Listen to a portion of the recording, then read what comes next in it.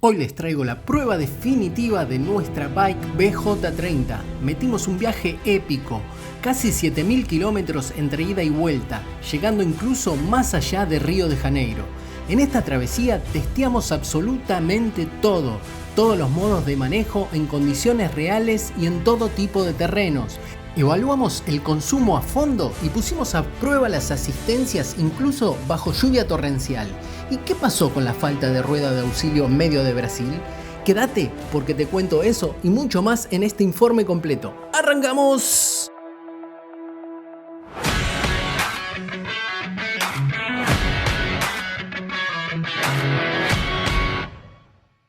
Antes de arrancar con el video, déjame contarte que estamos diseñando una aplicación que te responde todas tus dudas de la BJ30 basado en el manual y en la experiencia de miles de usuarios en todo el mundo. Si te interesa, dale like al video y escribinos a este mail que te mandamos toda la info. 3500 kilómetros, ese era el número en nuestro horizonte. El destino, Búzios, Brasil. Pero antes de poner primera, las dudas no paraban de dar vueltas en mi cabeza. Salíamos en un vehículo bike que no existe en Brasil y lo que más me preocupaba es que no tenemos rueda de auxilio. ¿Estábamos locos? Y quizá, pero íbamos preparados. Un inflador de 12 volt, un kit con tarugos de caucho y un arrancador portátil por pura precaución electrónica, más allá del kit estándar que trae el vehículo.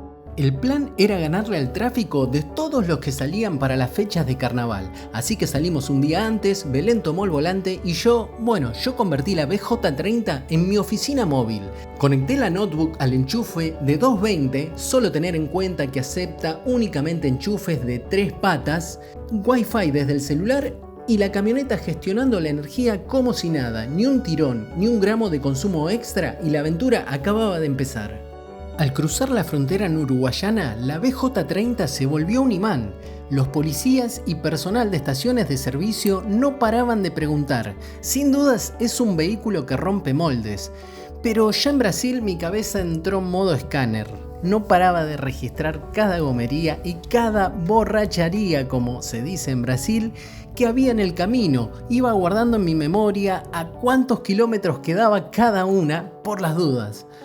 Llegamos a São Gabriel para la primera noche, 10 horas de manejo, casi 1000 kilómetros, pero para nada cansados. Las ayudas a la conducción hicieron el trabajo pesado y bajamos impecables. Ahí entendí que este viaje no iba a ser solo de kilómetros, sino de descubrir el verdadero confort de esta máquina. Antes de ponernos técnicos con los números, les voy a dejar un tip que nos ayudó mucho a agilizar los peajes. Ingresábamos por estas cabinas de pagos por aproximación y acercando la tarjeta física de Mercado Pago nos debitaba al instante el dinero en pesos directamente de nuestra cuenta de esta aplicación. A muy buen cambio, pero como verán a continuación había que indicar tarjeta de crédito. Selecione um meio de pagamento. Aproxime seu cartão.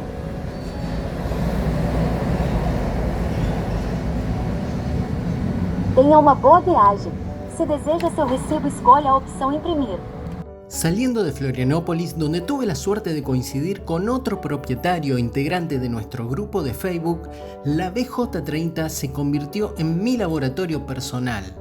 Vamos a esos números reales, esos que no aparecen en el folleto. Acá logramos una eficiencia extrema. En un tramo de 850 kilómetros nos dio un consumo promedio de 6.5 litros cada 100. Verán que la velocidad media marca 71 kilómetros por hora.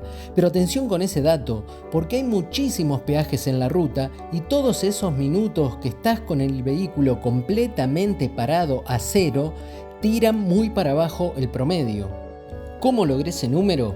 Aplicando una técnica de manejo a conciencia, el modo eco y la recuperación de energía en nivel fuerte y el uso táctico de las inercias. Aproveché la alarma de exceso de velocidad a los 120 kilómetros, que dicho sea de paso se puede desactivar si querés, la utilicé como un aviso para soltar el acelerador, al dejar que la camioneta fluyera como un avión en cada bajada. El sistema híbrido apagaba el motor térmico y regeneraba a tope. ¿Es un manejo a tirones? Sí, pero los resultados son indiscutibles. Para contrastar, acá tenemos otro tramo en la misma modalidad de manejo, modo eco, recuperación fuerte, donde hicimos 665 kilómetros, pero mantuvimos una velocidad crucero constante de 126 kilómetros por hora.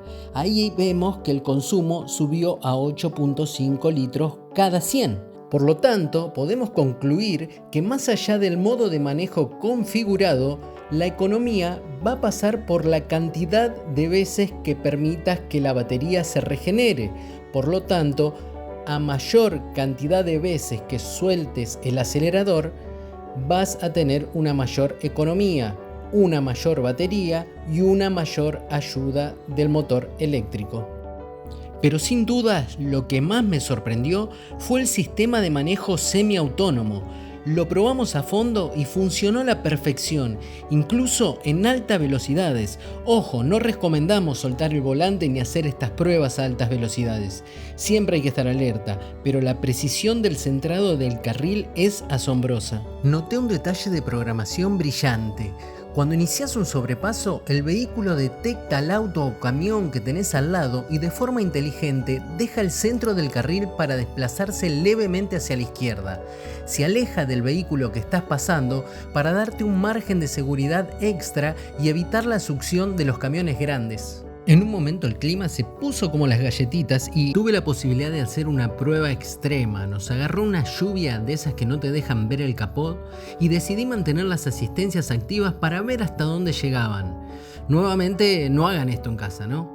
Pero para mi sorpresa, los sensores siguieron leyendo las líneas de la ruta y detectando vehículos con la misma precisión que un día de sol. Ni un solo error de lectura bajo el agua. Increíble. Ya continuamos con el funcionamiento de las luces automáticas en ruta, el modo 4x4 y unas advertencias muy importantes para el manejo en rutas de mano única. Pero habíamos llegado a Río de Janeiro. Este momento justificó cada kilómetro. Entrar a esta ciudad con una camioneta que ni siquiera existe en el mercado brasileño fue una sensación increíble. Ver nuestra BJ30 con patente argentina desfilando por Copacabana y deteniéndose frente al Cristo Redentor fue el clímax del viaje. No era solo una foto linda para el recuerdo, era la prueba de que el proyecto había llegado a su punto más alto. Éramos una curiosidad exótica en medio del tránsito carioca, un vehículo del futuro conquistando paisajes de postal. Pero luego llegó el verdadero examen de la capacidad 4x4, cuando llegamos a Arraial do Cabo y decidimos entrar a Arubiña. Es un trayecto exigente, un trayecto de arena muy blanda, con subidas y bajadas que no dan tregua. De hecho, hay un control que prohíbe el ingreso si tu vehículo no es 4x4. Así de serio es el terreno. Activamos el modo de tracción arena y resolvió todo a la perfección. Sentir cómo gestionaba la potencia en la arena floja para no enterrarse fue fascinante. Tuvimos algunos saltos y muchas risas, mientras avanzábamos hacia el punto donde el mar se funde con una laguna gigante. Ver la camioneta ahí, en un lugar tan exclusivo y técnico, con imágenes de dron que parecen de otro planeta, fue la confirmación final de que esta camioneta no solo tiene facha, sino que también tiene ese ADN aventurero que necesitábamos para este viaje.